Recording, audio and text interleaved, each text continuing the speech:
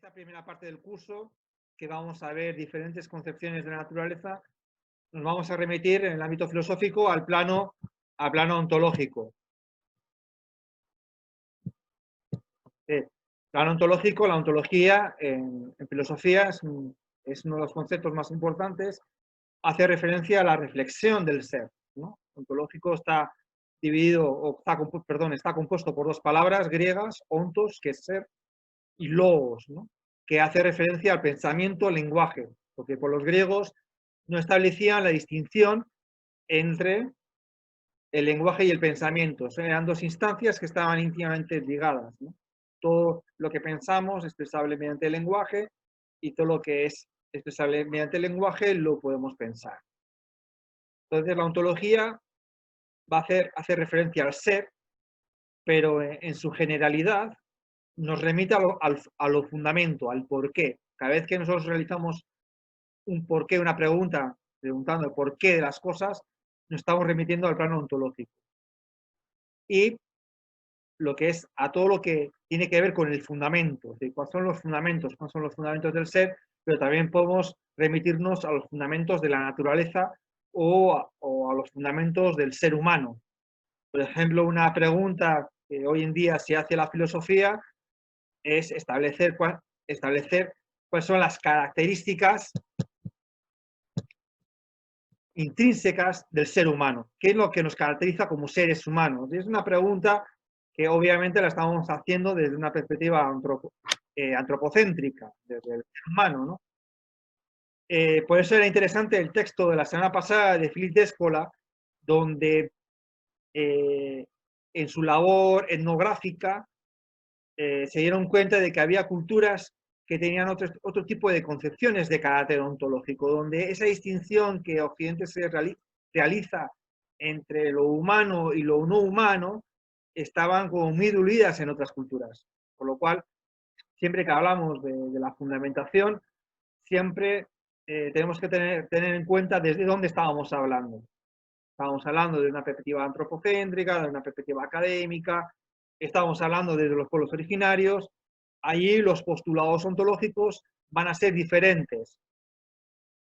Entonces, en esta primera parte vamos a ver que esta dimensión ontológica va a ir cobrando diferentes perspectivas en función de las diferentes ecofilosofías o filosofías que abordan la cuestión ambiental o los problemas ambientales, y más que nada para que tengamos un panorama amplio de algunas ecofilosofías, es decir, discursos filosóficos que reflexionan sobre el rol que ocupa el ser humano con respecto a la naturaleza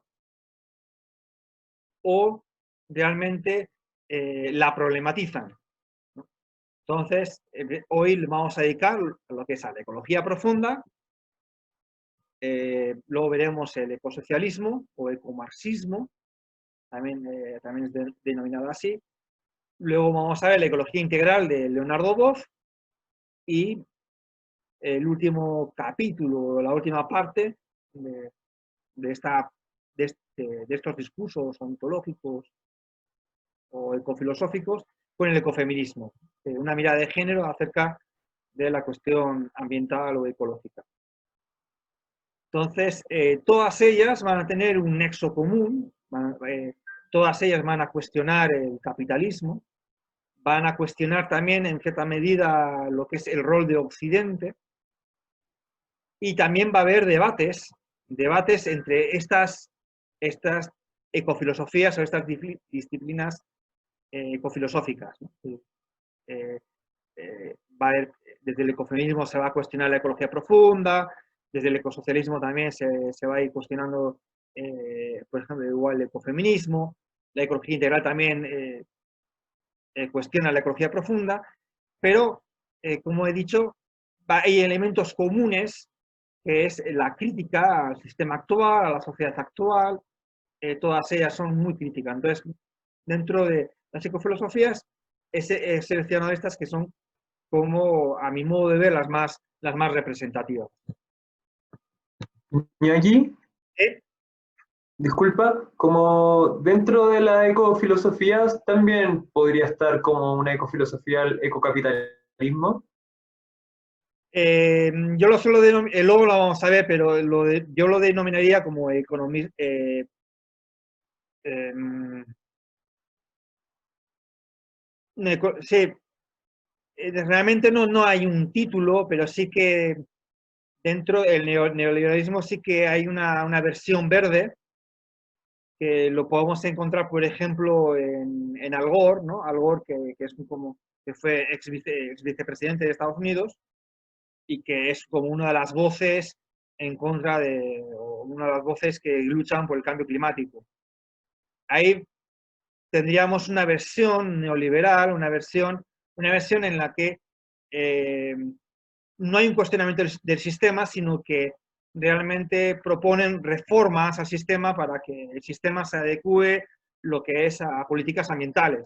Pero en mi curso a mí me interesan más las posturas más críticas, ¿no? Porque van a enfatizar más los problemas ambientales, ¿no? Aunque también a lo mejor enfatiza bastante, ¿no? Pero yo creo que, que las posturas que vienen desde el neoliberalismo son bastante contradictorias, porque al fin y al cabo ellos, uno de los presupuestos es que si el mercado va bien, entonces va a haber condiciones económicas para que las políticas ambientales se puedan implementar mejor, pero vemos que eso no es tan así. En la práctica vemos que el discurso no tiene nada que ver con la realidad.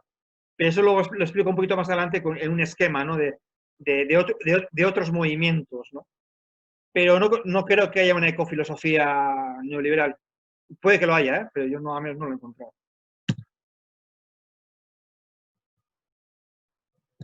Gracias.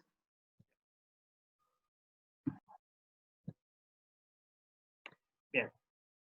Antes de abordar, esas son preguntas que se me olvidaron, que o sea, las tenía que haber eh, mostrado, indicado para que tuvieses una guía de lectura. Entonces, siempre que abordo la cuestión de la ecología profunda, hay dos preguntas que me suelo hacer. Y no es que son preguntas, como veréis, bastante filosóficas. La primera es, ¿cuáles son los límites de la ciencia en la resolución de problemas ambientales? Y esa es una pregunta un poco capciosa porque hay muchas personas que piensan que la ciencia no tiene límites, que aún siguen pensando como Newton o Steve Hopkins, que creen que la ciencia puede solucionar todo, o al menos en potencia. Y la otra pregunta, ¿cuáles son los límites de la política en la resolución de problemas ambientales? Estas dos preguntas nos van a reconducir un poco a la postura de la ecología profunda que se va a situar ante estas dos preguntas, ante estas preguntas, ¿no? Problematizando la ciencia y el rol de la ciencia eh, eh, y sobre todo también problematizando la política, ¿no? La gente social que debería resolver los problemas ambientales. Históricamente lo que estamos viendo es que cada vez los problemas ambientales cada vez son más graves, lo cual la ciencia nos ofrece conocimiento, pero no ofrece soluciones reales. Y la política, desde los años 70, está eh, plenamente consciente de los problemas ambientales, pero tampoco no vemos que haya muchos progresos a nivel global. Puede haber, hay casos particulares, pero a nivel global vemos que ni la ciencia ni que la política está resolviendo los problemas ambientales. Cada vez son peores. Entonces, la ecología profunda va a intentar ir más allá de planteamientos puramente epistemológicos, un poco el ámbito de la ciencia, y también de los ámbitos puramente políticos. ¿Qué es lo que estamos haciendo como sociedad? Entonces, la ecología profunda va a ir, como indica su nombre, va a ir lo que es a la raíz del problema. Por eso encuadrar la ecología profunda lo que es en el abordaje ontológico, porque no solo es que se plantea cuál es el rol que el ser humano cumple con respecto a la naturaleza, sino también cuál es la raíz de los problemas ambientales.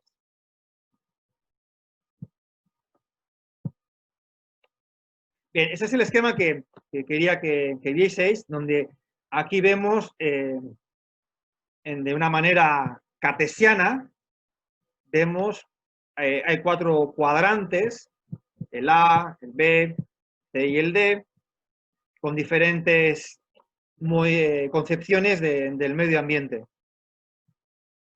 Hoy vamos a abordar la ecología profunda, que sería considerado, desde Occidente es considerado como el movimiento más radical.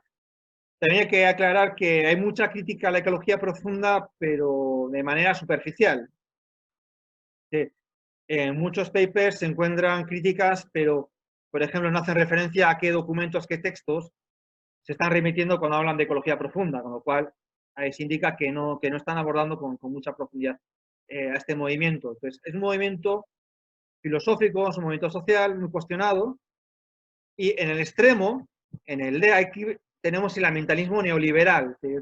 Cuando me habéis preguntado sobre si habría una ecofilosofía neoliberal, no es que la haya, yo no la encontré de manera explícita, pero por ejemplo aquí pues, podríamos posicionar a Al Gore, que es un ambientalista neoliberal, que cree en el sistema, tiene fe en las leyes ambientales. Si uno ve el primer documental, una verdad incómoda, al final da consejos pero incitando al consumo, si consume, pero consume responsablemente, consume verde, en vez de comprar una bombilla normal, compra una bombilla de bajo consumo, pero consume. Es un poco el mensaje que me llega. El segundo documental diferente, parece que ya es como más, hay cierto pesimismo. Bien, es interesante que veáis esos documentales, que los analicéis,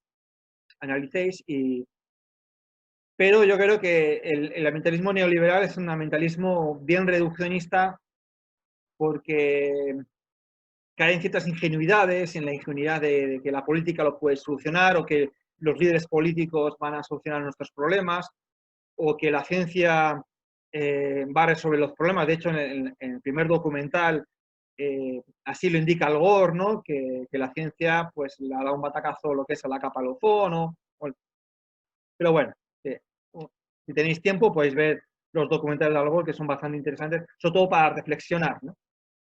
Y entonces, este que lo he sacado de un texto que está en este esquema lo he sacado de un texto que es de Carlos Aldunate, El factor ecológico, lo tenéis en la biblioteca de la UACH, no sé si podéis acceder a la biblioteca de la UACH, ese es un documento que lo tenéis accesible, lo podéis visualizar. Y está bastante bien porque hace también un recorrido histórico de los movimientos ambientales a nivel internacional y luego se centra en los movimientos en la historia de los movimientos ambientales en Chile, por lo cual es bastante interesante. Bien, entonces, esto es está organizada de manera de cuadrículas, de modo cartesiano. Tenemos 4 variables. En la parte superior estaría la ecocéntrica o biocéntrica. En alguna otra unidad estableceremos esas distinciones entre ecocentrismo y biocentrismo. Abajo estaría el antropocentrismo y por un lado, este lado estaría el lado de los movimientos radicales en los que consideran en esas dos esferas, tanto la ecocéntrica como antropocéntrica, consideran que hay que transformar la sociedad, que esta sociedad no da más. Entonces, con posturas diferentes, y en el lado reformista encontramos aquellos movimientos que consideran que la sociedad está bien, lo único que hay que reformarla, que hay que crear leyes, que esas leyes hay que implementarlas. En cierta manera hay una fe en el sistema. Entonces tenemos el ambientalismo neoliberal, en la cual pues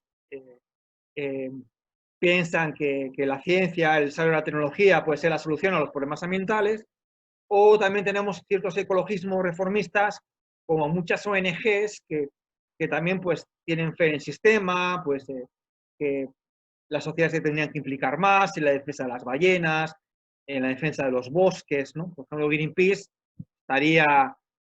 estaría dentro de ese ecologismo reformista, pero con una visión más no tan antropocéntrica, ¿no? Que considera que es fundamental la defensa de las ballenas, la defensa del oso blanco, etcétera, etcétera. Entonces, es un esquema que lo voy a utilizar en casi todas las clases y veremos que hay movimientos en los que van a estar en varias casillas, ¿no? Por ejemplo, dentro del ecofeminismo lo podemos encontrar pues, pues dialogando con la ecología profunda, y otros ecofeminismos pues dialogando con la ecología social o con el ecomarxismo. No, no todos los movimientos van a estar situados de una manera clara, sino que esto hay que verlo de una manera continuada, como un continuum, que donde lo más radical sería la ecología profunda en cuanto a sus postulados, y el ambientalismo neoliberal estaría en la otra, en el otro extremo, donde pues tendrían propuestas más bien de carácter técnico de carácter legal. Entonces, tiene un esquema. A mí siempre hay personas que lo cuestionan, de que es demasiado simplista, pero es interesante porque aborda toda esa amalgama, todo ese abanico de ecologismo, donde podemos encontrar ecologismos de carácter anarquista, de carácter comunista, y también pues, de carácter neoliberal, ¿no? La economía ambiental, pues también estaría en esa línea de ambientalismo neoliberal que calcula pues, los costos que supone, por ejemplo, que la contaminación de un río. Hay toda una corriente de la economía que se dedica a ese tipo de cuestiones. Por ejemplo, la economía ecológica estaría en ese ámbito, ¿no? Bien, seguimos, adelante. Iñaki, disculpa, Aquí una lo... pregunta, una preguntita. Por ejemplo, todo este movimiento o toda esta búsqueda o esta postura por el buen vivir de los pueblos originarios, y que de alguna forma Rafael Correa o Evo Morales como que lo asumieron, claro, como profundamente, o sea, desde la base estaría ubicada en el cuadrante cercano a la ecología profunda, o es más profundo que en el fondo que ellos, pero en definitiva cuando se pone en práctica es más bien reformista, ¿no? Como lo que decía Correa, de alguna forma decía como no podemos ser pobres sentados en una bolsa de oro, y seguía en el fondo explotando el petróleo, ¿no? Sí, mira, hay textos, bueno, hay varios textos de Eduardo Udinas que siguió muy de cerca lo que es los cambios constitucionales tanto en Bolivia como en Ecuador, ¿no? Entonces, Eduardo Udinas va a hacer, va a lanzar algunas críticas con respecto a Correa, a Evo Morales, que si bien introducen en las constituciones eh, algunos artículos que tienen un carácter bastante ecocéntrico o biocéntrico, sin embargo, las constitucionales en todo el mundo, o yo creo que la mayoría, tienen un carácter antropocéntrico. Entonces, en ese caso, digamos que la constitución tanto de Ecuador como la de Bolivia están redactadas desde una especie de ecología social de izquierda, por lo tanto radical para países como Estados Unidos, pero realmente en la que ya han introducido artículos que se situarían lo que es en esa mirada de carácter ecocéntrico o biocéntrico, ¿no? En el sentido de que a la naturaleza le dan lo que es un estatus ontológico y es sujeto de derecho. Entonces, ahí hay una ruptura que se va hacia la ecología profunda o a esas concepciones de naturaleza que proceden de los pueblos originarios, ¿no? Aquí en la presentación yo coloco ecología profunda, pero también podría añadir los pueblos originarios o otro tipo de culturas que como vimos en la semana pasada, pues tienen una concepción del mundo que no gira en torno al ser humano, sino que gira en torno a la naturaleza. Entonces, vemos que en el caso de las constituciones tanto de Ecuador como de Bolivia, prácticamente estarían dentro de la ecología social, pero con artículos que ya se salen de ahí. Por eso el cuestionamiento que hacía Udinas, ¿no? De que bien, sí, son muy interesantes esos artículos, pero en un contexto donde eh, los códigos o el marco jurídico es claramente antropocéntrico. Entonces, lo ve Udinas como un primer paso, una primera ruptura, en este caso jurídica, que es de apertura hacia una cosmovisión más ligada a lo ecocéntrico, biocéntrico, que es lo que caracteriza a muchos pueblos originarios.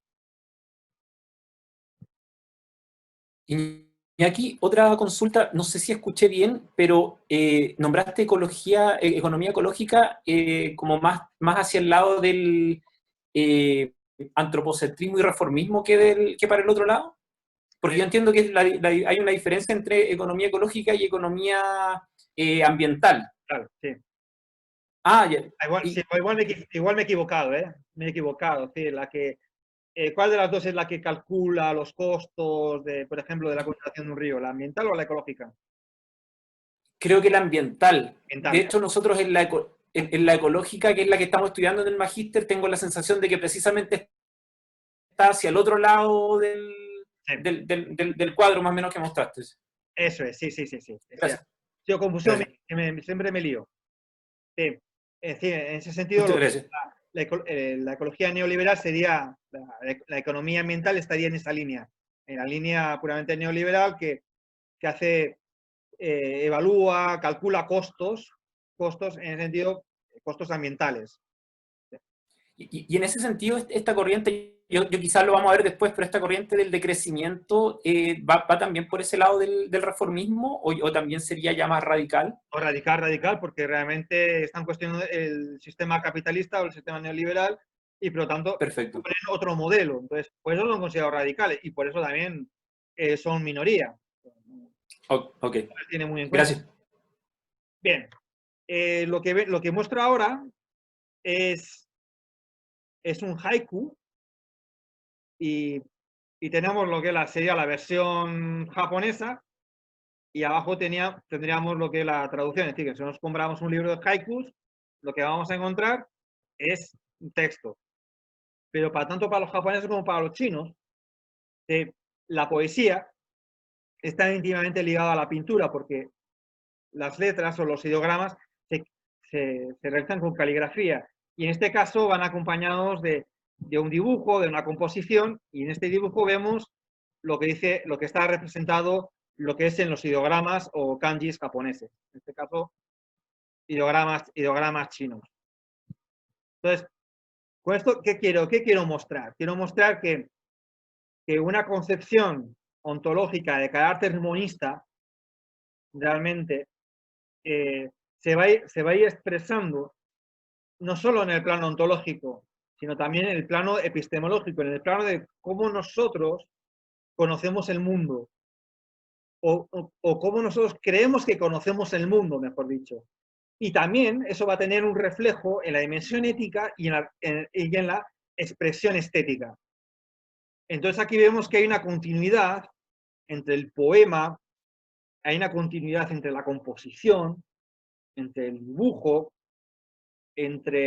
y también en la musicalidad del poema, porque en la poesía china, la lengua china tiene tonos, entonces todo poeta chino además tiene que ser músico, porque también se tiene que regir, además de reglas por la propia escritura china, también con reglas musicales, porque la lengua china es una lengua musical. Entonces, y sin embargo nosotros en Occidente estamos más acostumbrados a que el poeta es poeta, el pintor es pintor, y bueno, entonces los grandes artistas pues dominan varias artes, ¿no? Pero en Oriente los artistas abarcan diferentes especialidades, ¿no? Y entonces, ¿por qué he escogido esta imagen? Precisamente porque la representación de este poema, de este haiku, realmente está expresada también de manera estética. ¿Sí? Aquí vemos cómo el autor está observando un cuervo, pero este observador es el poeta, pero también a la vez es el cuervo que está observando. Entonces, esas son concepciones que rompen con el dualismo, ¿no? Que cuando yo estoy observando un cuervo en Occidente, o según la epistemología clásica occidental, yo soy un sujeto, al otro, enfrente mío está el objeto que yo lo puedo acceder de manera objetiva, pero puedo hacer de manera objetiva porque yo estoy separado del objeto. Sin embargo, para Oriente, o al menos para lo que es las culturas taoístas, yo realmente cuando rompo esa dualidad, cuando rompo esa separación entre sujeto y objeto, es realmente cuando yo me estoy aprendiendo del objeto. Yo me tengo que fundir con el objeto para poder conocerlo. Sin embargo, en Occidente yo me tengo que separar, tengo que mantener una distancia objetiva con respecto al objeto de estudio. Es lo que nos han enseñado en las clases de epistemología, ¿no?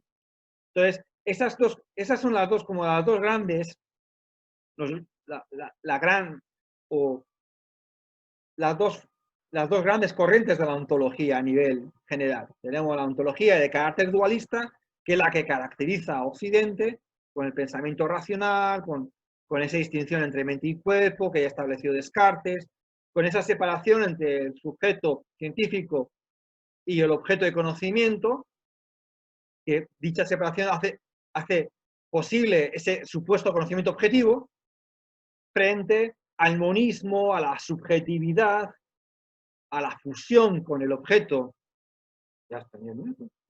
Objeto, etcétera, etcétera, ¿no? Entonces, pues es interesante que, y eso es otra forma de concebir el mundo. Bien, ¿cuál es la contextualización de la ecología profunda? Entonces, la ecología profunda va a ser uno de los primeros movimientos ecofilosóficos que se van a expresar de manera explícita, que va a haber, al menos en el ámbito de la filosofía. ¿Sí? Profe, disculpa, es que como está ahí, aquí aparece que el límite de tiempo, no sé, como yo me olvidé ofrecerle antes, pero yo tengo esta cuenta que uno puede como sin límite, como de repente, no sé si para esta clase o para la próxima, podríamos usar mi cuenta para que no se corte y yo lo hago ahí como host, ¿no? Ah, perfecto, genial, genial. Estaría muy bueno, sí. Sí, porque yo en 10 minutos voy a tener que cerrar y volver a abrir. Os mando ahí el link por Claro. y así va a ser porque Si quiere cuando cierre yo puedo mandar el link del mío y en el fondo funcionamos sin problema. perfecto, muchas gracias. Bien, volvemos a la contextualización antes de que se corte. Los años 60 se van a caracterizar como el surgimiento además del movimiento hippie en Estados Unidos, pero como la ecología, tanto en su expresión académica como disciplina de la biología, y luego también como el despertar de la ecología como movimiento social. Y estos movimientos sociales también van a estar liderados también por muchos científicos y muchos académicos, así que no es que por un lado va la ciencia y por el otro lado van los movimientos sociales, ¿no? Sino que va a haber un diálogo entre ciencia y movimiento social, porque los movimientos sociales no surgen así de la nada, sino que también porque hay toda una preocupación también por lo que es por los primeros desastres que se empiezan a percibir lo que es a causa del ser humano, ¿no? Y los precursores justamente del ecologismo, tanto de la ecología como disciplina de la biología y la ecología como movimiento social, lo vamos a tener en académicos y en científicos. Por ejemplo, aquí tenemos los textos más renombrados, como es el de Aldo Leopold, que es el que va a redactar la ética de la tierra, que es un ingeniero forestal. Luego tenemos a la bióloga marina Rachel Carlson, Primavera Silenciosa, que fue la primera que empezó a cuestionar el uso de pesticidas de manera masiva en Estados Unidos, el uso de DDT, y es un estudio realmente maravilloso. Si tenéis oportunidad de leer estos textos, son todos muy recomendables. En el caso chileno tenemos a Luis Oyarzún, Defensa de la Tierra, un texto que también lo tenéis en la biblioteca, también un texto maravilloso. Tanto los tres textos son de una poética impresionante, es decir, que combinan lo que es el carácter serio de la ciencia, pero también combinan el buen escribir, lo que es la buena prosa, lo que es, entonces, son textos realmente que fueron todo lo que es bombazos, porque están muy bien escritos y cuyos contenidos realmente impactaron lo que es una sociedad que estaba empezando a despertar.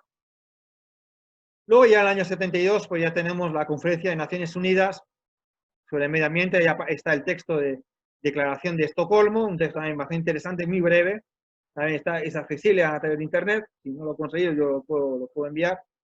Y la ecología profunda va a surgir en este contexto, ¿no? En el contexto de que ya hay toda una serie de movimientos, ya hay una serie de textos, algunos que están empezando a pensar, reflexionar sobre la ampliación de la ética, como es el caso de Aldo Leopold, ¿no?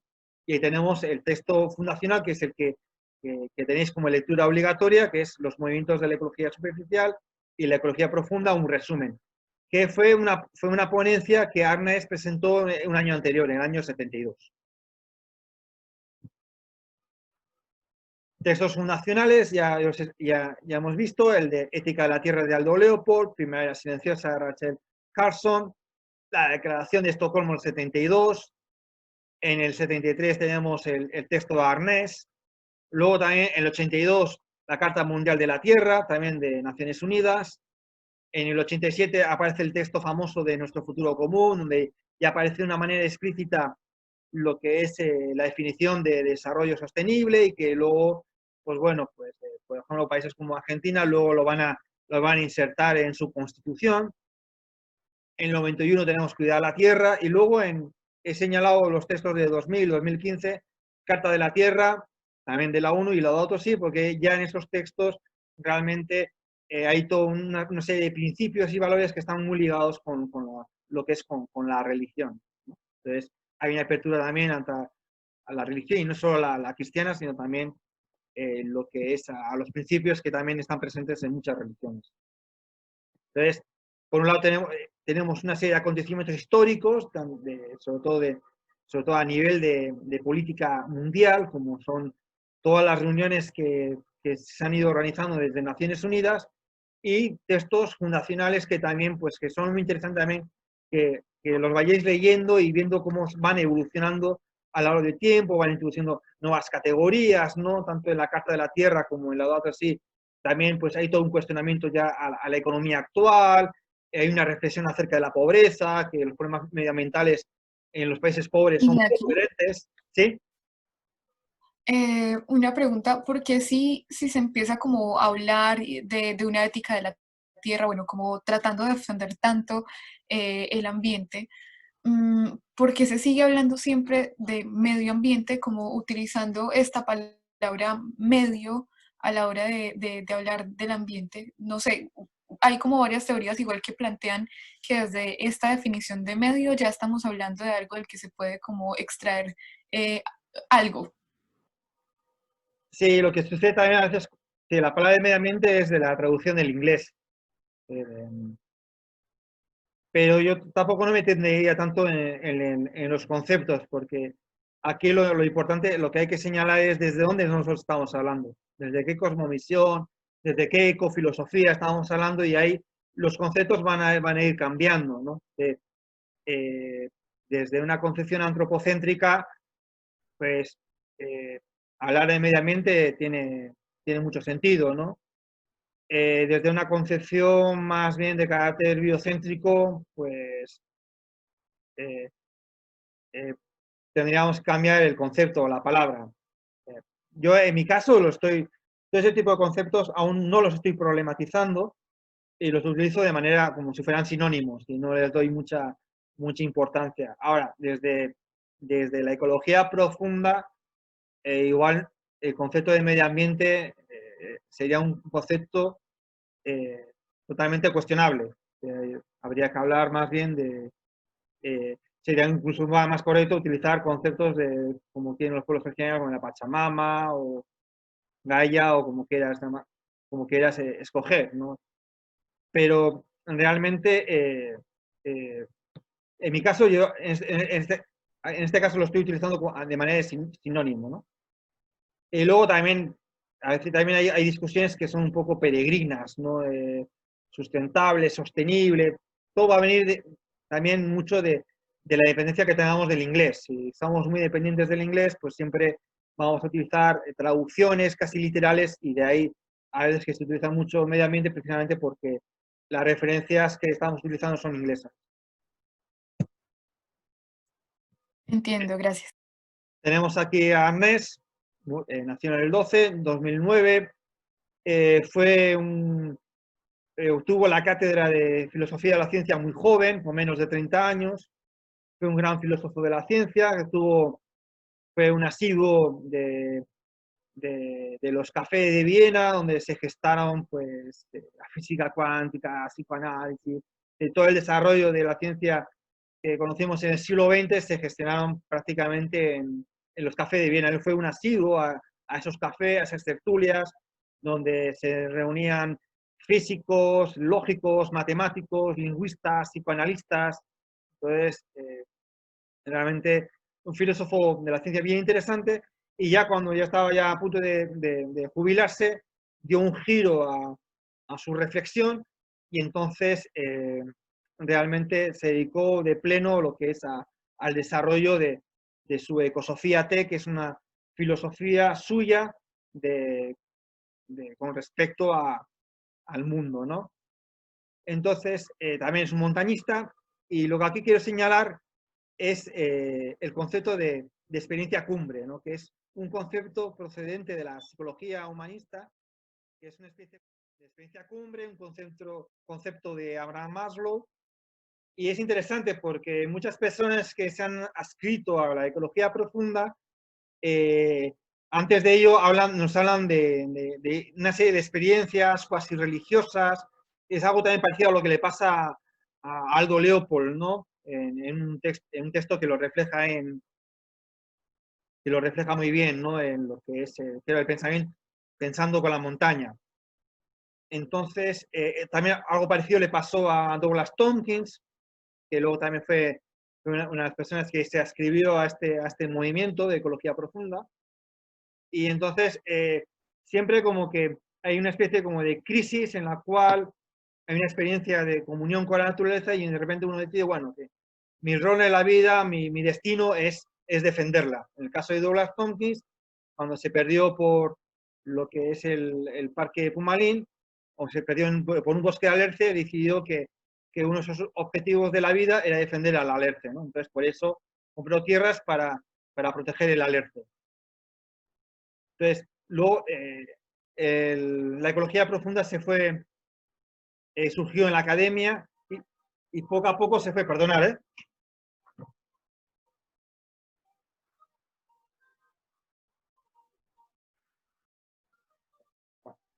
Entonces,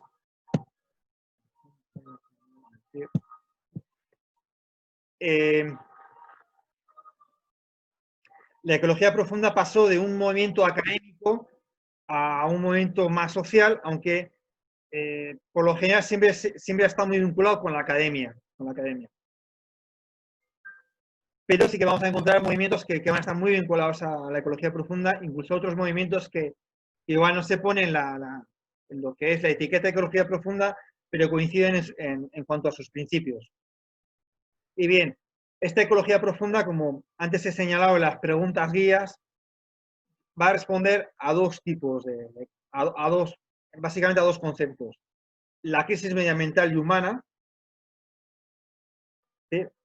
Y cómo se tratan dichas crisis desde el primer mundo, ¿no? Porque justamente los primeros movimientos ambientalistas o ecologistas, antinucleares, realmente empezaron a surgir en el primer mundo. En el tercer mundo, pues, tenían otro tipo de problemas antes que abordar la cuestión ambiental.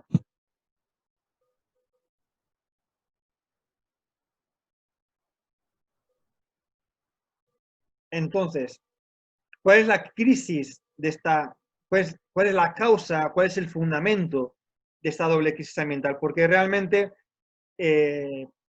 desde la academia o desde la ciencia, las respuestas van a tener siempre un carácter muy reduccionista. En el caso de la ciencia, pues se va a reducir a lo que la propia ciencia le puede indicar, a aspectos puramente ambientales o a variables de la naturaleza, etc. Pero para la ecología profunda va a empezar a cuestionar un poco lo que es esa cosmovisión occidental, moderna, que ya la posmodernidad en el ámbito filosófico ya empezó a cuestionar. Y entonces, una de las metodologías que va a utilizar la ecología profunda es el por qué, hasta llegar a un momento en el que ya no vamos a poder responder a ese por qué. Entonces, es ahí justamente cuando tenemos que focalizar nuestra reflexión, ¿no? Que es un poco la metodología de los niños. Nosotros, si tenéis oportunidad de dialogar con un niño, empieza el típico juego, ¿no? ¿Y por qué? ¿Y por qué hay luz? Y entonces llega un momento en el que nosotros ya nos cansamos y ya le cortamos los porqués a los niños, ¿no? Pero esa es la metodología, en cierta manera, como ingenua, ¿no? Bien, ¿cuál es la raíz realmente de los problemas, ¿no? Entonces, lo que va a decirnos la ecología profunda, que esa ecología como rama de la biología, como disciplina académica, va a realizar un análisis muy superficial, porque solo va a tener en cuenta unas variables. O pues en el caso también, por ejemplo, del científico James Lovelock, que cae en unos reduccionismos epistemológicos como científico, y entonces hay problemas que solo tienen en cuenta la dimensión de la ciencia, pero sin embargo no tienen en cuenta, por ejemplo, la dimensión de la ética. En todo el discurso de James Lovelock, la parte de la ética parece que está ausente, así como que no tiene voz a la hora de abordar los problemas ambientales. La perspectiva antropocéntrica también es una perspectiva también de carácter reduccionista, porque todos los problemas los vemos desde nuestros ojos. Entonces, Profe, disculpe, ¿mencionó James cuánto? Lovelock, el creador de la hipótesis Gaia, luego teoría Gaia. Perfecto, gracias. Él tiene un abordaje, por ejemplo, con la cuestión del problema del cambio climático, muy reduccionista, y entonces dice, bueno, sí, también yo lo voy a explicar de una manera un poco burda, ¿no? Pero dice, bueno, si el problema del planeta es el calentamiento global, o es el principal problema, el calentamiento global, entonces tenemos que ofrecer soluciones para disminuir ese calentamiento global. Y entonces plantea como alternativa la energía nuclear. Pero en este planteamiento la energía nuclear no tiene en cuenta ningún principio moral. Por ejemplo, obvia por completo el principio precautorio, el principio de precaución, ¿no? Entonces, él, desde su perspectiva científica, piensa que la ciencia en el día de mañana va a solucionar, por ejemplo, el problema de los residuos nucleares, que no es menor, es un problema real y está ahí, está sin solucionar. Es decir, nosotros hemos creado una energía con un problema muy grave, que son los residuos nucleares, que algunos isótopos duran miles de años, como los que son derivados del plutonio, que en esos momentos no tenemos solución. Pero sin embargo es la alternativa para solucionar el calentamiento global, que para él es fundamental, es principal. Pero claro, las externalidades, las consecuencias de los accidentes nucleares, ese tipo de cuestiones, él lo traslada a una cuestión de baja probabilidad, que ya no es tan baja como los accidentes de Harrisburg, Chernobyl, Fukushima, ya hay una probabilidad mucho más grande de la que planteaban los científicos, y entonces, pues, realmente vemos que es un discurso puramente que se mueve en el plano epistemológico, pero no en el plano ético. Entonces, es algo muy característico de la ciencia. Entonces, es muy fácil hablar de cuestiones puramente científicas sin tener en cuenta esas consecuencias que en muchos casos son irreversibles, ¿no? Entonces, por eso digo que el discurso científico es un discurso muy reduccionista, porque no tiene en cuenta, por comodidad, por ejemplo, la dimensión ética. No la tiene en cuenta. Y considera que la cuestión ética es totalmente subjetiva y, por lo tanto, valórica, y que la ciencia debe trabajar sin valores. Que eso es una contradicción en los propios términos, porque no podemos reflexionar al margen de los valores. No podemos reflexionar al margen de nuestra concepción antropocéntrica o no antropocéntrica. Toda reflexión es desde una cosmovisión, desde una ideología, desde unos intereses particulares, etcétera, etcétera. No es posible una lectura objetiva, es imposible. Sí. Igual lo puede hacer en un computador por inteligencia artificial, pero nosotros como seres humanos estamos abocados a la subjetividad. Y esa subjetividad la podemos disfrazar de objetividad. que es otra cosa, pero es un disfraz, es una fachada, no es más. Entonces, por eso, en el caso de James Lovelock, hay una sobrevaloración de la ciencia y de la técnica, porque de manera ingenua eleva a la ciencia a religión, entonces considera que la religión no va a solucionar todos los problemas, pero eso ya en sí ya no es científico. Puede que sí, puede que no. Desde una perspectiva formal no tiene sentido. Son sentencias, son ideas, son opiniones totalmente contrafácticas contra los hechos, porque no hay forma de verificar, comprobar si la ciencia lo va a solucionar, porque si no lo soluciona nunca lo podemos verificar, ¿no? Luego también hay toda una dimensión que es el estilo de vida. Ahora con la cuestión de la pandemia estamos viendo también que tenemos un estilo de vida que a nivel global no corresponde. Consumimos en exceso, contaminamos en exceso, los recursos de naturaleza son finitos y actuamos como si fuesen infinitos, con lo cual también hay y todo eso obedece a una ideología, obedece a una concepción del mundo, obedece a una concepción que tenemos nosotros como seres que creemos que podemos hacer lo que nos da la gana con este planeta, ¿no? Entonces, por ahí pongo ahí las palabras de diabolein, que es una palabra griega que significa separar, ¿no? Símbolo es lo que unifica y diablo es lo que separa. De ahí viene la palabra diablo, del griego, que es lo que nos separa.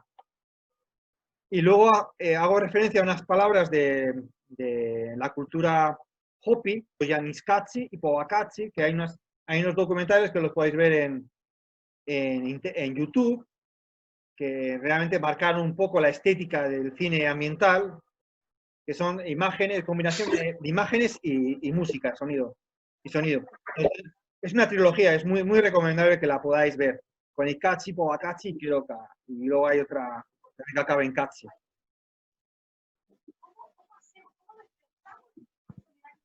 ¿Hay alguien que quiere hablar? No. Sí.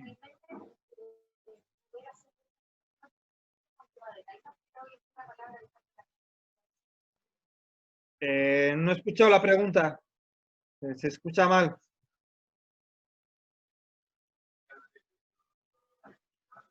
Jean-Paul creo que tiene su micrófono prendido.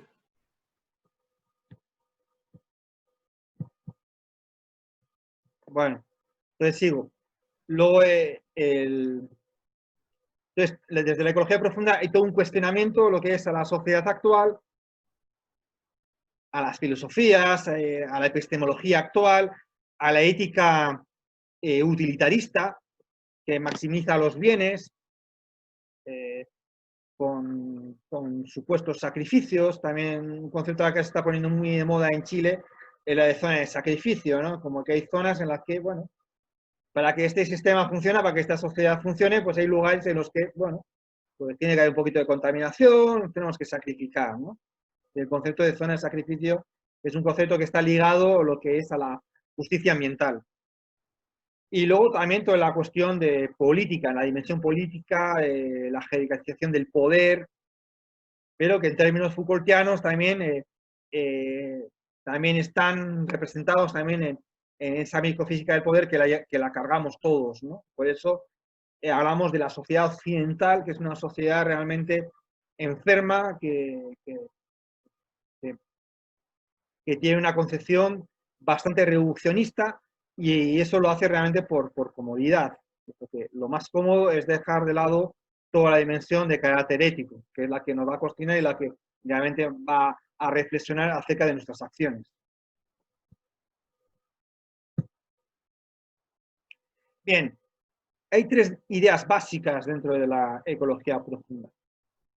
En primer lugar es que el ser humano no es un sujeto que está separado de la naturaleza, sino que está integrado a la naturaleza. Por eso, uno de las principales influencias filosóficas en Arnaez es Spinoza, porque Spinoza ya presentaba una concepción de carácter monista, y el ser humano lo concebía como un sujeto que estaba integrado en la naturaleza, no era un ser aparte. Entonces, la concepción ontológica va a ser una concepción de carácter monista. Nosotros no somos sujetos al margen de la naturaleza. No somos sujetos artificiales, somos sujetos naturales, somos animales. Animales que, como diría Nietzsche, en un texto también bastante hermoso, nos viene a decir que no somos animales astutos cuya única diferencia con respecto al resto de los seres es que utilizamos la inteligencia con unos usos muy determinados. Tenemos la única diferencia es una diferencia epistémica, pero que también eso es cuestionable, porque nuestra inteligencia no es que nos haya ayudado mucho a solucionar los principales problemas que tiene el ser humano, sino que la inteligencia la utilizamos de manera egoica, egocéntrica, etcétera, etcétera.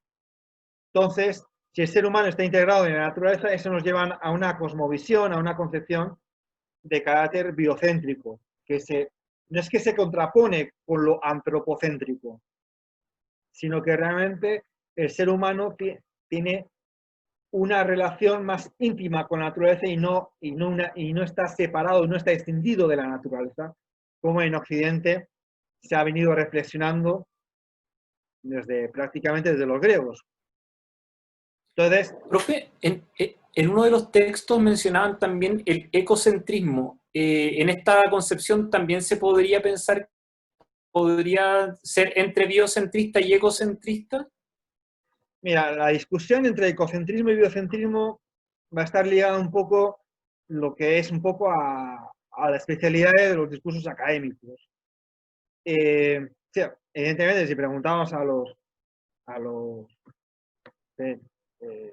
pueblos originarios si son ecocéntricos o biocéntricos, te van a mandar a la mierda porque son categorías que ellos no manejan otro tipo de categorías, y el ecocentrismo tiene la idea de que todo gira en torno al ecosistema, y el biocentrismo es un concepto que hace referencia a la vida, es decir, todo gira en torno a la vida, pero para muchas culturas todo está vivo, es decir, las montañas están vivas, los ríos están vivos. Entonces, el concepto de vida también va a ir cambiando en función de la cultura a la cual nos estamos refiriendo. Entonces, son conceptos muy amplios, hay toda una discusión, pues por ejemplo, desde la ecología profunda se habla mucho de biocentrismo, ¿no? En el sentido de la vida, pero si nos preguntamos qué es la vida, pues ahí estamos en problemas porque no nos vamos a poner de acuerdo.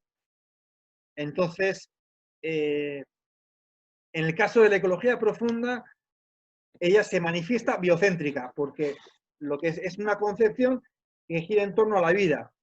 Pero ¿qué es la vida? Eso ya no queda claro. No queda claro. Entonces, para algunas personas, claro, si lo repetimos a pueblos originarios, las montañas están vivas. Y para una persona de Occidente que está adscrita a la ecología profunda, pues se refiere a las montañas igual ya no están tan vivas. Entonces, esto es problemático y esto no está claro. No está claro y va a depender de los autores y va a depender de las personas con las cuales estamos hablando. Pero lo que sí es interesante son el concepto de biocentrismo como está en el texto de Alicia. Que Alicia va a profundizar el concepto de biocentrismo en la ecología profunda. Y eso es interesante porque las principales críticas que le van a hacer a la ecología profunda va a ser acerca de esa postura biocéntrica en la cual van a decir, bueno, ustedes que son ecologistas profundos, vais a defender antes la vida de un perro que la de un ser humano. Y no es eso. Eso no es el biocentrismo. El biocentrismo tiene un carácter extensivo. Que una persona sea biocéntrica no quiere decir que repudie al ser humano, sino que el ser humano está o cree que está íntimamente relacionado con la naturaleza. En el caso de ecocentrismo, pues en vez de con la vida, estaría íntimamente ligado con el ecosistema. Parece que la concepción ecocéntrica también tiene más en cuenta los ecosistemas, tanto lo vivo como no lo vivo. Pero lo vivo y lo no vivo va a depender de las culturas, como vimos en el texto de Despolar, en el cual no existía esa distinción tan clara como la que tiene Occidente, es decir, qué es un ser vivo y qué es un ser no vivo. Para muchas culturas eso ya no está tan claro y es algo mucho más difuso. Entonces, por eso hay autores que en sentido plantean el concepto de ecocéntrico, pero tanto la perspectiva ecocéntrica como la biocéntrica son perspectivas que amplían lo humano, es decir, no se reducen a la concepción antropocéntrica. O en dos términos, la cosmovisión antropocéntrica es una concepción reduccionista porque reduce todo solo a lo humano, y lo que no es humano tiene un estatus ontológico inferior. Sin embargo, para la postura biocéntrica como ecocéntrica, el ser humano ya no tiene un estatus superior con respecto a los seres de la naturaleza o organismos vivos, sino que hay un estatus horizontal, no jerárquico, no hay una jerarquía colocando al ser humano como en la culminación de la evolución humana, sino como realmente una expresión más de la naturaleza. El ser humano sigue una expresión de la naturaleza, o en el caso del biocentrismo, una expresión más de la vida. Y luego el tercer punto, la tercera idea básica, está muy ligada a lo que antes había planteado como experiencia cumbre o peak experience. Entonces, la ecología profunda invita a la autorrealización. Por eso, no es que sea una filosofía para que todos la adopten, sino que es un movimiento para que cada uno pueda construir su propia filosofía. Y eso también va a ser una de las principales características de las filosofías de finales del siglo XX y siglo XXI, donde ya va a haber autores que ya no plantean un sistema filosófico como el de Kant, como el de Aristóteles, como el de Hegel, sino que lo interesante es que cada uno construya su propia filosofía, su propio reflexionar, que es un poco también, en cierta medida, un poco lo que invitaba Kant con su texto que es la ilustración, ¿no? Es esa PDAO de aprende a pensar por ti mismo, ¿no? O en el caso de Nietzsche, con el concepto de superhombre, que al fin y al cabo el superhombre sería el filósofo, aquel que es capaz de poder pensar por sí mismo también. Sería otra lectura de la ilustración, pero en el caso de Nietzsche rompiendo con toda la tradición occidental.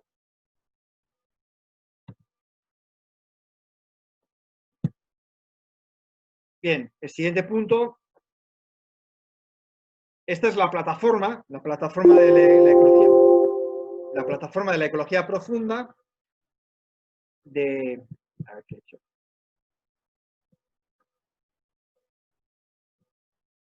Bien, esta es la plataforma de la ecología profunda en la que me voy a tener en el cuarto punto, que es el punto más cuestionado de la ecología profunda, ¿no? El florecimiento de la vida y de las culturas humanas es compatible con una disminución sustancial de la población humana. El florecimiento de la vida no humana requiere tal disminución. Y eso ha sido muy cuestionado porque muchos han entendido que la ecología profunda se podría convertir en una especie como de econazismo, de eugenesia, y entonces, por ejemplo, la Iglesia Católica ha cuestionado mucho la ecología profunda porque, claro, porque la ecología profunda dice, bueno, el ser humano está creciendo de manera exponencial, así indican los números, pero también nos tenemos que poner un límite, es decir, no podemos seguir al pie de la letra lo que dice la Biblia de crecer y multiplicaos, porque nuestro crecimiento exponencial está poniendo en peligro no solo a nosotros mismos, sino que también está poniendo en peligro lo que es, por ejemplo, la biodiversidad, por eso algunos autores hablan de la sexta extinción, porque el ritmo de seres, de organismos vivos que están desapareciendo, pues es histórico, ¿no? O sea, lo que nosotros conocemos de la historia humana, nunca habían desaparecido tantas especies, ¿no? Entonces, por eso hay una serie de autores que hablan de la sexta extinción, y la sexta extinción es por causa antrópica, por culpa del ser humano. Entonces, lo que la ecología profunda, y no solo la ecología profunda, sino también paralelamente el Club de Roma, también en el año 72, también lanzó un texto donde también indicaba que la sociedad tendría que establecer unos límites de crecimiento. No podemos crecer de manera exponencial. ¿Por qué? Pues crecemos de manera exponencial, lo que es la naturaleza, pues va a estar sometido a una presión y cuyas implicaciones va a ser pues la disminución de especies y la pérdida de biodiversidad, con todo lo que eso conlleva, ¿no? Y entonces, ese ha sido unos puntos donde más cuestionada ha sido la ecología profunda, e incluso en la encíclica papal Laudato Si, que también la vais a leer, ahí también veréis que hace mención de manera indirecta tanto al ecofeminismo como a la ecología profunda, y entonces las cuestiona, ¿no? Porque dice que, bueno, que todas esas políticas de disminución siempre recaen sobre el tercer mundo, cosa que es verdad, pero que no es lo que exactamente está planteando la ecología profunda, sino que nosotros como especie tenemos que reflexionar y tenemos que ver cuáles son nuestros límites, límites de crecimiento, y es algo que realmente la sociedad occidental aún no ha empezado a reflexionar de manera seria. Profe, ¿Sí? es que no sé si usted sabe, pero como hay algunas culturas que tengan en el fondo algún planteamiento respecto de ese tema. Por ejemplo, recuerdo un amigo me contaba que no recuerdo en qué lugar del sudeste asiático, como que las parejas pueden tener solo 2 hijos, y un niño y una niña, y se les salían 2 niños, lo intercambiaban con una niña de otro lugar, ¿no? Entonces era como una lógica como cultural en torno a mantener el número, ¿no? Como 2 generan solo 2 y no más de 2. No sé si es como hay varias culturas que apliquen algo similar o de otra forma. Sí, sí, sí, por ejemplo, los esquimales, muchos pueblos que viven, muchos pueblos originarios que viven en las selvas, pues tienen realmente tienen una concepción de crecimiento que está muy ligada a lo que es a lo que la naturaleza les permite. Y, por ejemplo, son culturas en las que realmente, como diría Manfred, viven a una escala humana, ¿no? Sin embargo, Occidente es muy interesante, por ejemplo, a este respecto un poco el texto de, de Sapiens, de Harari, ¿sí? Porque justamente la revolución agrícola lo que posibilitó fue un crecimiento exponencial de la población, ¿no? Entonces, todos los avances técnicos nos han conducido a que la sociedad vaya creciendo, creciendo, creciendo, y como especie estamos creciendo porque en cierta medida estamos interviniendo en el ambiente y, y podemos vivir más, no sé si mejor, pero sí más. Pero no hay una reflexión, y parece que hay mucho miedo en reflexionar, porque a veces este tipo de reflexiones están vinculadas a la eugenesia, ¿no? Y, y realmente yo creo que es como más profundo, porque no solo el crecimiento del ser humano es exponencial, sino que también la gente piensa que se puede enriquecer también de manera exponencial sin límites, ¿no? Entonces, el que nosotros como especie no establezcamos nuestro propio límite, eso nos está colocando en una situación muy complicada con respecto a lo que es a la naturaleza, porque a mayor crecimiento, mayor presión sobre los sistemas ecosistémicos, y eso genera pues un montón de problemas como estamos viendo, ¿no? Yo creo que la cuestión de la pandemia actual también tiene que ver sobre la presión que el ser humano está ejerciendo acerca de la naturaleza. Entonces, por eso por eso la ecología profunda es muy crítica, porque realmente no vamos al problema. Sí, tenemos una pandemia y entonces lo que estamos haciendo es, bueno, buscar la vacuna, pero también tenemos que ver por qué ha surgido esta pandemia y realmente las cosas que deberíamos hacer para que no surjan más pandemias, ¿no? Es decir, cuál es nuestro rol con la naturaleza, cuáles son nuestras vinculaciones con los otros seres, ¿no? Etcétera, etcétera. Entonces, eso es un Profe, poco que penséis, ¿sí? una consulta. ¿Hay alguna perspectiva o algún autor que plantee el uso de o que se pregunte estas cosas, pero también teniendo en cuenta la máquina a partir de la posibilidad porque claro, un hombre solo, con sus propias manos, va a poder, por ejemplo, cortar algunos árboles, pero con una máquina va a poder arrasar un bosque en muy poco tiempo? Entonces, esa reflexión sobre este mismo tema se ha planteado, porque yo lo pienso así como muy, muy rápidamente. Imagino que en el momento en que el hombre tiene esta posibilidad, se enceguece y empieza a avanzar mucho más de lo que naturalmente podría hacer. Sí, sí. Por ejemplo, Heidegger va a hacer Heidegger, Ortega, van a ser filósofos de principios del siglo XX que ya empiezan a cuestionar el impacto que la técnica va a tener. Y de ahí surge toda una disciplina dentro de la filosofía, que es la filosofía de la técnica. Entonces, ahí también hay toda una reflexión sobre los impactos que está teniendo la técnica o por ejemplo, en estos momentos, pues también los impactos que pueden tener los transgénicos, el impacto que puede tener también pues, la energía nuclear, el impacto que puede tener lo que es la informática, Internet. Todo eso se reflexiona desde la filosofía de la tecnología, cuyos padres en Occidente son Ortega y Heidegger, ¿no? Son como los dos grandes representantes. Genial, muchas gracias. Bien, esto es lo que en el texto de Alicia habla del delantal, ¿no? Como los 4 niveles del ecologista profunda, ¿no? Que va de lo general, así como las normas, los valores, que la mayoría de los países están presentes en las constituciones, en eso es lo que del ámbito jurídico se habla de neoconstitucionalismo, ¿no? Que la constitución, como lo que es el fundamento madre del ordenamiento jurídico de todos los países, pues ahí estarían presentes pues esos fundamentos, esos principios a partir de los cuales se van construyendo pues los órdenes jurídicos de cada país, ¿no? Que vendrían a reflejar también un poco la moral general de cada país, ¿no? La veríamos reflejada en las constituciones. Luego estaría la plataforma, que también tiene un carácter también deontológico, un carácter valórico, axiológico, que es la diapositiva que hemos visto anterior. Luego están las normas básicas del estilo de vida, que se rigen lo que es por la política, ¿sí? Si andamos en bici, no andamos en bici, si andamos en coche al trabajo, etcétera, etcétera.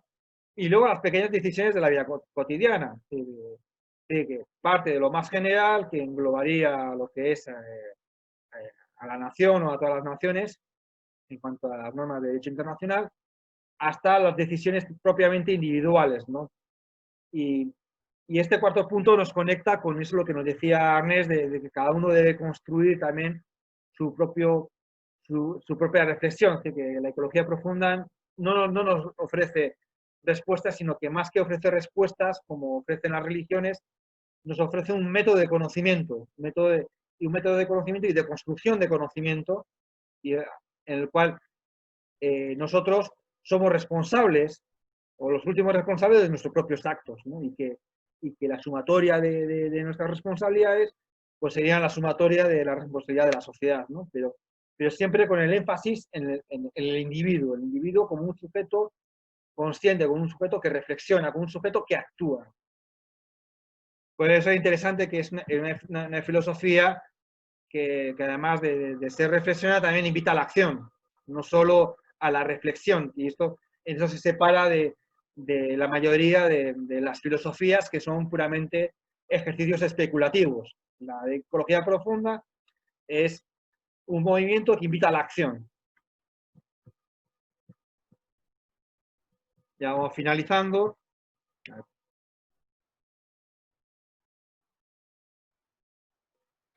Principios. Ahí tenemos 5 principios, hay más, pero estos serían como los más señalables. Simplicidad en los estilos de vida. Vemos ahora que cuando baja el consumo también baja el impacto del ser humano en la naturaleza, con lo cual también tendríamos que reflexionar con las cosas que consumimos, cuáles son estrictamente necesarias y cuáles no, porque de ello depende lo que es la salud del planeta, ¿no? Entonces, cuanto mayor simplicidad vivamos, pues menor presión ejercemos sobre el planeta y por lo tanto cobraría una mayor salud el planeta. Aprecio por la diversidad biológica y cultural. Cuando hablamos de pérdida de biodiversidad, también tenemos que tener en cuenta que en aquellos lugares donde mayor biodiversidad se pierde, también hay una mayor de biodiversidad cultural, ¿no? Y el caso de la Amazonia es paradigmático en ese sentido, porque la pérdida de organismos vivos, como la pérdida de culturas, obedecen lo que es a una concepción del mundo a una concepción depredadora del mundo, ¿no?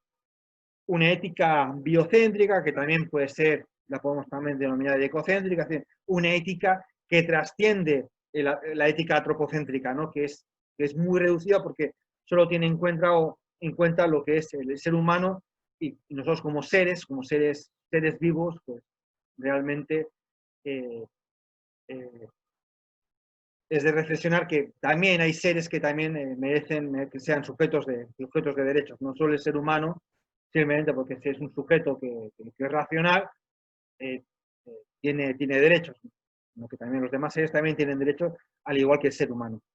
Vida en comunitaria, así, rompiendo con esa concepción solipsista, egocéntrica, egoísta, que tanto caracteriza a Occidente, y por tanto un estilo de vida sustentable. Eso es realmente sería lo más justo si queremos tener en cuenta nuestras generaciones futuras. Que la mejor definición de sustentabilidad es que nosotros deberíamos dejar el planeta tal como nosotros lo hemos encontrado, ¿no? Porque también nuestras generaciones futuras tienen derecho lo que es a disfrutar del planeta tal como nosotros lo estamos disfrutando.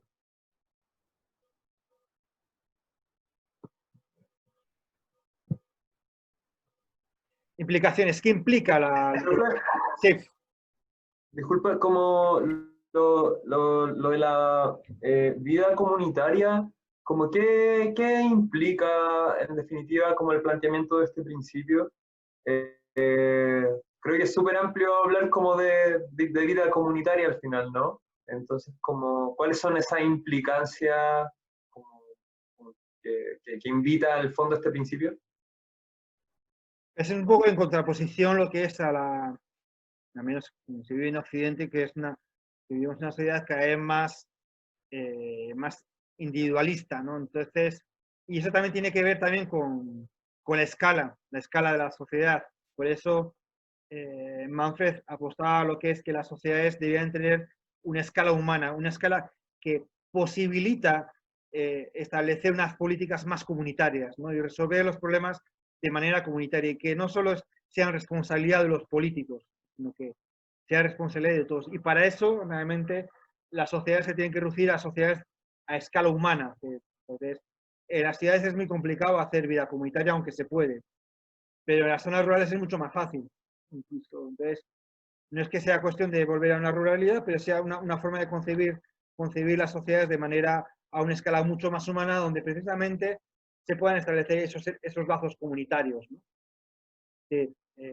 No hay un modelo, yo creo que los modelos que cada sociedad tiene que ir construyendo y sería eso, ¿no? Lo que es ciudades como Buenos Aires, Pekín, Nueva York, son monstruos, es una forma de, desde un punto de vista energético, generan muchos problemas. Entonces yo creo que la sociedad la debemos de pensar en otra dimensión. Yo creo, una cosa interesante de los griegos que cuando empezaron a pensar por primera vez acerca de la urbanidad, las polis griegas pensaban que tenían que tener ciertas dimensiones y que no podían superar X habitantes. ¿Por qué? Porque realmente se sobrepasaba lo que es la propia dimensión humana y entonces se entraba en caos, ¿no?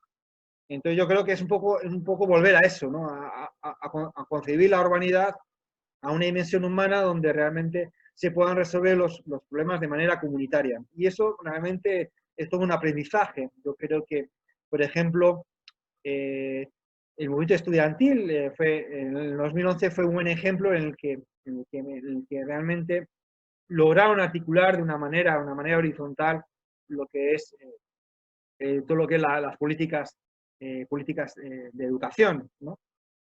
Pero, por ejemplo, en una ciudad como Santiago, Santiago para mi modo de ver es un monstruo donde es muy complicado lo que es que la sociedad pueda dialogar. ¿Por qué? Porque la población es muy alta, ¿no? Entonces, esa concepción de vivir en comunidad tiene que ver con establecer otro tipo de vinculaciones, otro tipo de lazo, de consumo, también un consumo local. Uno de los ejemplos que ponía Manfred de lo absurdo de la economía de mercado es que las manzanas que que se producen en Inglaterra, le sacan brillo en Sudáfrica porque económicamente es mucho más rentable. Pero esa rentabilidad no tiene en cuenta las externalidades, por ejemplo, de la contaminación que produce el transportar manzanas de Inglaterra a Sudáfrica. Y entonces, es un poco volver también a lo local, ¿no? El consumo local, donde realmente pues, la contaminación se va a reducir de manera considerable, ¿no? El consumo local, el consumo de fruta y hortalizas de la época. Entonces, todos sabemos que comer un tomate en temporada es mucho más sabroso que comer un tomate de invernadero fuera de temporada. Eso no cabe duda, ¿no? Es un poco volver a eso, ¿no? A lo local.